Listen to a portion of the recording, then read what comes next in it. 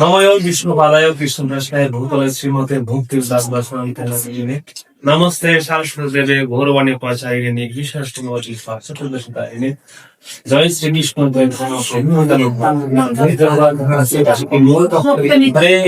হরে কৃষ্ণ কৃষ্ণ কৃষ্ণ হরে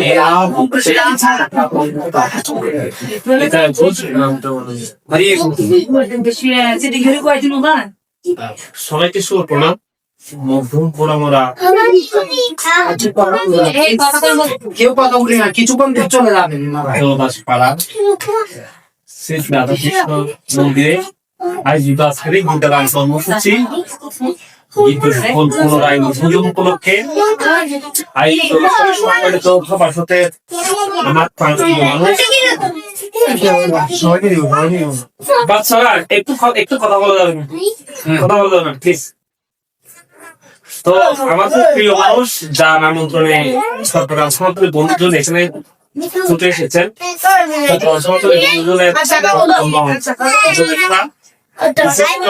পাঠক ভাগবতীয়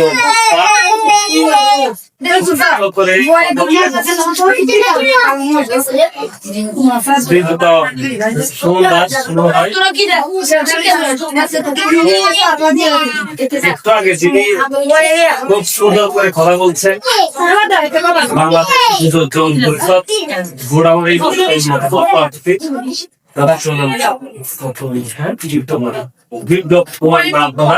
তারা সাথে আমার আগে তো কথা হয়েছিল ওই প্রাণবন্ত মানুষ উপস্থিত আছেন কমিটির সম্পাদক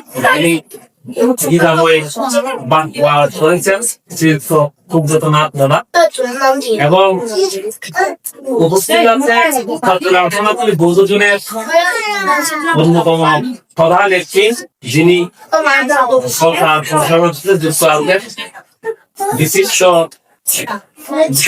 সন্তান শ্রীযুক্ত সদল দাস মহোদয় এবং আমার খুবই একজন এই যে সদল দাস বুঝতে পারছেন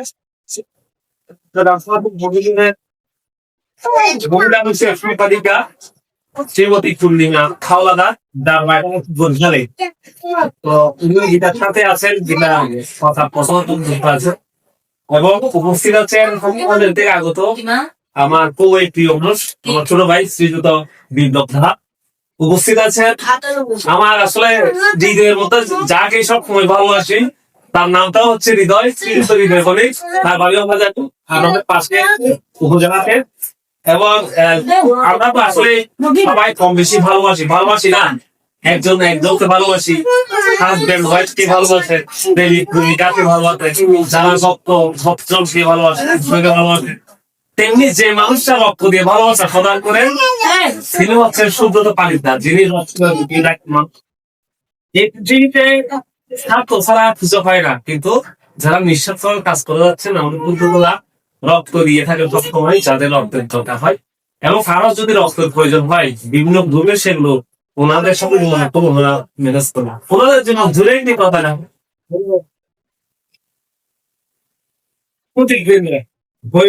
খুবই অল্প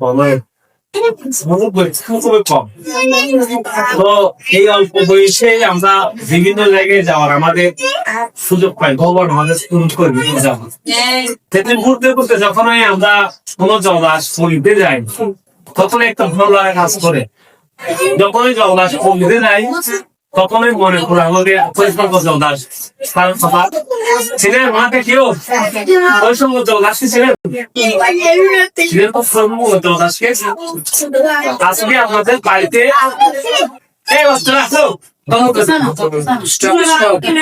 যারা আজকে যারা আমাদের দিদিরা যারা আছেন বাড়িতে গিয়ে তাদেরকে জিজ্ঞেস করবেন, আসলে শাশুড়িকে জিজ্ঞেস করবেন যে কোন সময় জলদাসকে ছিলেন কেন। আমার গুরু আমার স্যার চট্টগ্রাম সিটি কলেজের অধ্যক্ষ বাংলা বিভাগের, যিনি 21 পদক প্রাপ্ত আপনাদের পতঙ্গাতেই আমাদের চিরাং পতঙ্গাতে ওনার বাড়ি হরিশঙ্কর ফজল দাস, যিনি দহনকাল প্রতিদ্বন্দ্বী জলপুত্র জলদায় বিভিন্ন অসংগতি সংগঠন নিয়ে যিনি বিশ্বমঞ্চে কথা বলছেন তিনি হচ্ছেন হরিশঙ্কর দাস। ওনাকে আপনারা যে ছিলেন না এটা আমাদের খুবই মানে আমি কই বলছি তো আপনার ঘরে ছিলাম না। তো যাই হোক, জল্লাদ সম্প্রদায়ের কথা বলতে গেলে আমাদের সনাতন ধর্মের একজন মহামান্বিত একজন মহাপুরুষের কথা বলতে হয়, তিনি হচ্ছেন ভগবান ব্যাস। ভগবান ব্যাসদেব জন্ম কোথায়? এরকম একটি জল্লাদ পল্লীর একজন মায়ের সত্যি মায়ের পদে তার জন্ম। তা আমরা সনাতন ধর্মের বিভিন্ন বেদ বেদান্ত আমরা পড়ছি। হ্যাঁ, কিছুক্ষণ আগে আমরা মঙ্গলাচরণ পাঠ করছি, ওখানে বলা হয় শুক্লম্বর ঘরে বিষ্ণু, খুশি বর্ণ প্রসন্ন বদনতে। এরকম কথাগুলো বলা। তো যাই হোক, আসলে পৃথিবীতে এত ধর্মী দাবি গ্রন্থ থাকছে, আমরা কেন শ্রীমদ ভগবদ্গীতা প্রদান করি? শ্রীমদ ভগবদ্গীতা প্রদান করার অর্থ হচ্ছে ভগবানকে জানতে গেলে একটা কি লাগে? মাধ্যম লাগে। আমাদের জন্ম হয়েছে অর্থাৎ ব্রহ্ম জিজ্ঞাসা, এই জীবনটাতে জন্ম হয়েছে, এই যে মানব জীবন দিয়ে কত ভগবানকে জানা যায়। মানব জন্ম দিয়ে ভগবানকে জানার মাধ্যম হচ্ছে আমাদের ধর্মগ্রন্থ। যেমন আমি একটা কথা প্রায় সময় বলি, আপনার জায়গা সম্পত্তি চিনতে গেলে আপনার আদর্শ তেমনি সম্পর্কে জানতে গেলে আপনার থেকে গীতা ভাগবত এগুলো পড়তে হবে। গুরু শাস্ত্র কৃষ্ণের সাথে আপনার সম্পর্ক থাকতে হবে। তো আমরা বিশেষত আমরা পড়াশোনা করতে গেলে কলেজে যাই না, যাই। কিন্তু আমাদের বাংলাদেশে আমাদের ধর্ম নিয়ে নেওয়ার জন্য তেমন কোন বা ফেমাস কোন আমাদের বিশ্ববিদ্যালয় নেই, যার কারণে আমাদের হাতের কাছে যে গীতা রয়েছে, আমাদের হাতের কাছে দ্বারা রয়েছে, এদের সনাতন খতম। গীতার মধ্যে ভগবান যেমন বলছেন, উপদেশ জ্ঞানের তত্ত্ব দর্শন। ভগবান বলছেন সনাগত হয়ে সত্য জ্ঞান লাভ করার চেষ্টা করো, বিনম্র চিত্তে প্রশ্ন জিজ্ঞাসা করো, তাহলে সেই তোমাদের জ্ঞান বাচ্চারা কথা বলবে, আপনারা আমার কথা একটু বোঝাতে করার চেষ্টা করবে, কতগুলো বাচ্চারা কথা বলবে, সমস্যা নেই। তো আজকে আমাদের শুনুন যেটা বলেছেন, এইখানে আপনাদের এখানে অনেক দেশী পরিবার দেড়শোটি পরিবার থেকে যদি আমরা একটা সন্তান যদি মন্দিরে আসে 150 জন, তো হয়তো সঙ্গত কারণে ব্যস্ততার কারণে আজকে তারা আসতে পারে নাই। তা আমরা আশা করছি আগামীতে হয়তো তারা আসবে। এই বিষয়টা আপনাদের উদ্যোগ নিতে হবে, কারণ হচ্ছে আপনি যদি না জাগেন না, কেমনি সকাল হবে? আমাদের জাগতে হবে। ভাগবতের মধ্যে ভগবান বলছেন, আপনার মা হওয়া, আপনার বাবা হওয়া, আপনার হওয়া তখনই সার্থক যদি আপনার সন্তানকে, যদি আপনার শিষ্যকে যদি আপনি সৎ চরিত্র করে শুনতে না পারেন, তাহলে আপনার মা হওয়া, বাবা হওয়া কোনো অর্থ নেই। সর্বগত কারণে বিবাহিক অবস্থা, বিবাহ যদি আমরা কেউ প্রবেশ করি, আমাদের বাচ্চা সন্তান হবে, এটা স্বাভাবিক। তবে বাচ্চাগুলোকে যদি আপনি সঠিক চরিত্রবান, সঠিক সংস্কার যদি আপনি দিতে না পারেন, তাহলে আপনার অধর্ম। শাস্ত্রে যেমন বলছেন, সৎ কুলের ভূষণ। একটা বনের মধ্যে যদি একটি সুগন্ধি বৃক্ষ থাকে, তাহলে সে বৃক্ষ দ্বারা সমগ্র বন কি করে মহামান্বিত হয়। তেমনি বংশ যদি একজন কুসন্তান জন্ম নেয়, তাহলে সমগ্র বংশ কি হবে? দেবে। শঙ্কর নরকায় এবং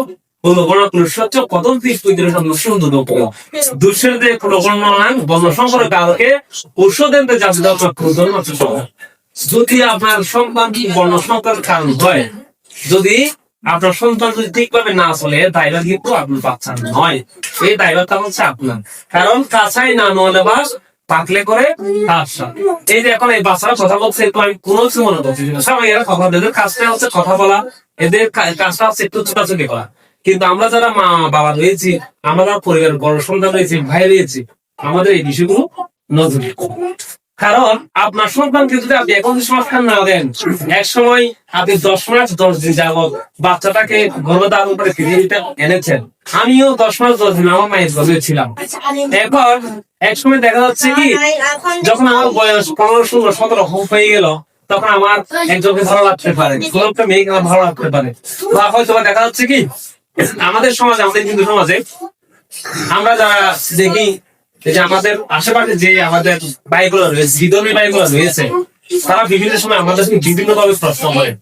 তো প্রশ্নগুলো থাকার কারণে, এই প্রশ্নের উত্তরগুলো আমাদের জানা না থাকার কারণে মনে করি যে আসলে আমার উত্তরে কিছু না। আমি আপনাকে চ্যালেঞ্জ করে বলতে পারি, এমন কিছু নাই যে আমাদের সনাতন ধর্মে নেই। আপনি কিসের কথা বলবেন, সংস্কৃতির কথা বলবেন, সেগুলো সনাতন ধর্মে আছে। আজকে যে শরীর ভরা কথা, এই যেগুলো আমরা পাঠ করতেছি, এগুলো আমাদের সনাতন ধর্মে আছে। এই যে আপনারা যে এই যে ডিজে করেন, গান করেন, সারে কামা পা দানি সা, এগুলো আমাদের সনাতন ধর্মের বিষয়। এই যে আজকে চিকিৎসা আসলো, অনেকে কাটতেছে, বা এই যে মনে করেন অপারেশন করতেছে, হ্যাঁ, বা বিভিন্ন ভাবে এখন আমাদের চিকিৎসা আসতে আধুনিক হয়েছে যে এখন বিভিন্ন ভাবে আমরা বাচ্চা, যার যে মায়ের বাচ্চা হয় না, তার সেও বাচ্চা নিতে পারতেছে। সেগুলো সব কিছু আপনারা যদি একটু মহাভারতের দিকে তাকান, একটু রামায়ণের দিকে তাকান, দেখবেন যে সেগুলো আমাদের সংস্কৃতি থেকে এসেছে। কিছুক্ষণ আগে একটা কথা বলছিলাম, এই যে আপনি যদি আরো বিয়ে সম্পর্কে কিছু না জানেন, তাহলে জায়গা সম্পর্কে আপনি জানবেন না। তেমনি আমাদের সনাতন ধর্মের বেদ বেদান্ত উপনিষদ সম্পর্কে যদি আপনি ধারণা না রাখেন, কেউ যদি আপনাকে প্রশ্ন করে, মা আপনি কেন উন্নতি করেন, কেন আপনি সকালে গোবর ছিটান, কেন আপনি ভগবানের সামনে একটু খাসা ঘন্টা বাজান, এগুলোর উত্তর যদি আপনি না জানেন, তাহলে এগুলো তো আপনি জানাতে পারবেন না। ঠাকুর অনুকূলচন্দ্র বলেছেন, হ্যাঁ, কি বলেছেন, যজন যাজন নিষ্ঠি, আপনি নিজে জানবেন, তারপরে অন্যজনকে জান। এটা হচ্ছে সার্থকতা। তো আমাদের ভুল গুলা যে বাইরের একজন বিধর্মীর সাথে চলে যায়, এই ড্রাইভারটা কার? এই ড্রাইভারটা হচ্ছে আমাদের। কেন? আমার মেয়ে, আমার বোন কি করে, কোথায় যায়, তাকে যদি আমাদের ধর্মের সাথে তাকে পরিচয় করে দিতে না পারি, তাহলে সে তো আমাদের ধর্ম সম্পর্কে একটা খারাপ মন্তব্য নিয়ে বল। আপনারা হয়তো দেখেছেন ফরান জাইজলিয়া সিনেমাটা দেখেছেন, সেটা দেখেছেন ফরান জাইজলিয়া, হ্যাঁ দেখেছেন? আমিও দেখি, ফিল্ম দেখি ফরান জাইজ করতে। আমি তাকে বাচ্চারা দেখো, ফরান জাইজলিয়া ফিল্মের মধ্যে একটা সিন আছে, তা হচ্ছে কিরকম, দেবে